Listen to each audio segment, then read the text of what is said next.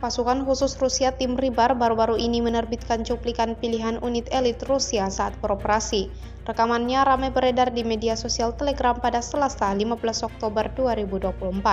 Penyergapan ledakan RPG, banyak tembakan efektif dari operator drone FPV yang sedang bekerja, serta geranium yang terbang menuju sasaran terekam dalam video ini.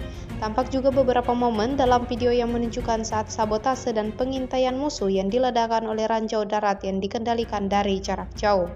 Penggunaan peluncur granat pada kendaraan yang bergerak, analisis rekaman kendali objektif tank yang telah muncul di wilayah Kursk. Yang tak kalah menariknya adalah pekerjaan di balik rekaman itu, diselingi dengan penghancuran pasukan musuh yang telah merambah wilayah Kursk. Seperti yang terlihat dalam rekaman, berbagai cara dilakukan kubu Moskow untuk merugikan kelompok musuhnya.